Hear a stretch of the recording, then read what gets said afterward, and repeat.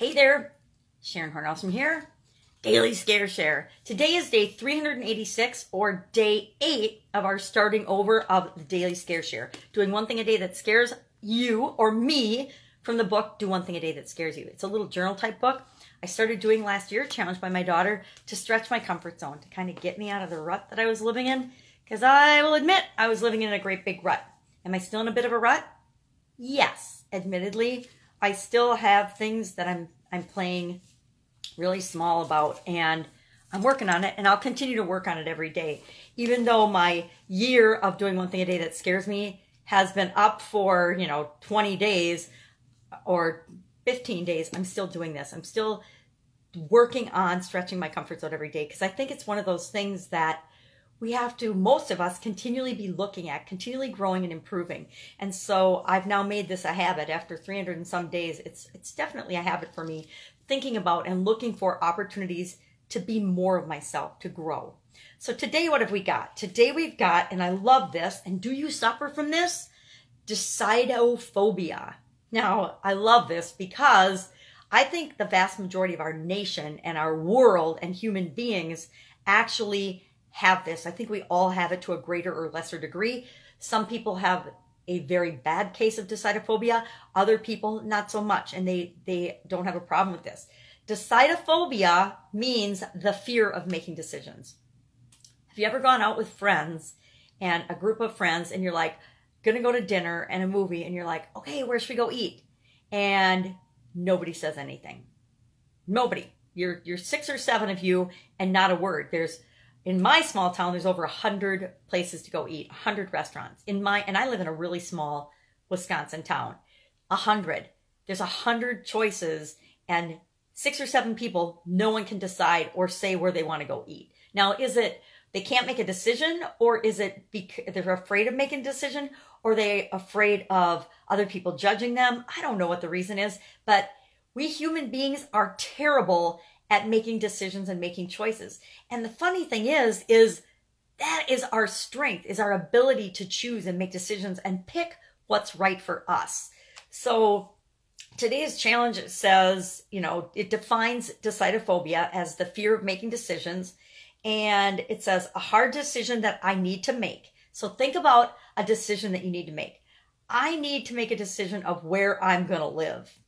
And I didn't even write that down today, but that's one hard decision I need to make. Then I also need to make a bunch of other decisions, but I'll tell you what I wrote down in a minute. Then it says what I decided. And it has blank lines, of course, for us to fill out. So last time I did this was in September, looks like September 4th of 2014. And what I wrote down was no more half-ass effort. And I was working on a network marketing business, and I was going to go all in on this network marketing business, is what I wrote down. It said, build the name of the business, and everything else will take care of itself. It says, just go for it with all you've got. And then what did I write? It said, oh, what I decided. Now, here's one that was really eye-opening for me. Because back in 2014, I wrote down that I was going to get rid of 90% of all the stuff in my life. Stuff, meaning material stuff. Here it is, painful confession, 2019, January, 4.5 years later, and I am just now putting into action getting rid of 90% of my stuff. Now, have I been getting rid of stuff all along the way? Yes. Am I at the 90% mark? Not yet. Will I be probably at the end of next month? Yeah, absolutely. But it's taken me 4.5, almost 5 years to actually get this thing done. Why? Well, I couldn't decide. I couldn't decide looking at each thing. Do you stay or do you go? Or do I keep you or do I get rid of you? Do I give you to somebody that will appreciate and love you? Every single thing I own, and there's way too much of it, had to go through that, or still has to, some of it. I'm probably at 40%. That I still have yet to go through. So I've gotten rid of 60%, but that's another 30% of stuff that I want to, or not 30. Yeah, 60 and 30 is 90. So another 30% of my possessions right now, I want to downsize and eliminate and give to charity, give to people that will actually use and appreciate the resources. I have lots of resources. Now, Eeyore I'm probably going to keep for my granddaughter, and I like him in the backdrop of my videos, so he reminds me to smile and be happy. So maybe I won't get rid of him. I'm not sure.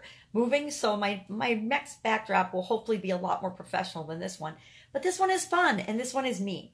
So, Decidophobia. How good are you at making decisions?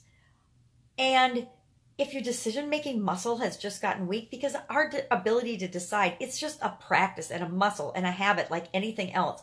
If you start out making decisions rapidly, little decisions, things that don't really matter, like where are we going to go eat tonight? Of the 100 restaurants, does it really matter where y'all go? No, it matters that you're together and that you're going to go have a great experience. So just pick one and go there. And if it's too busy, guess what? Go down the street to another one. Or whatever experience you want to have. But make a decision and start out with the little decisions that aren't so hard, so that when you get to the big decisions, you've already practiced. You've already gotten good at weighing the pros and cons of every decision, every choice you have an opportunity to make, and decision making will become much easier. Decision makers are leaders. Leaders are leaders because they're good decision makers. So we all need to be leaders in our own life. So at least get awesome at making decisions for yourself. So today, think of a hard decision you have to make, and what are you going to decide about it? And it's okay to know that you have a hard decision to make and to decide to postpone making any permanent decisions about that. When someone dies, or one of the first things they tell you is don't make any important big decisions for a year. Don't decide to move or sell your house or quit your job or make any massive lifestyle changes for a year. Well, it's okay to decide in that scenario and any other scenario that feels right to you to say, I have to make this tough decision. And maybe it's a decision about your relationship. Maybe it's a decision about where you want to live. Maybe it's a decision about what you want to do for a living. Those are hard, life-altering decisions, but nothing's permanent. So it's okay to decide, hey, I'm not going to decide this for a week. I am going to weigh all the pros and cons, and next Friday or whatever day you choose, I am going to make a step toward this decision. So I decided in 2014 that I was going to downsize by 90%. And I obviously didn't commit to that decision because I started doing it slowly. And 4.5 years later, I'm still implementing that decision. But I did make a choice that I wanted to change my life and downsize. And every day, not every day, but most days, I take a step in that direction.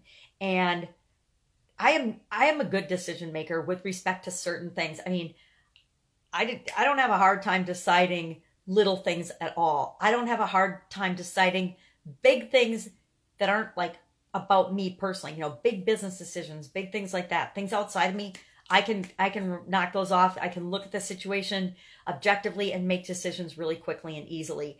And you know what? 90% of the time they turn out as being a good decision. They might not be the optimum best decision, and you never know that until after you implement something.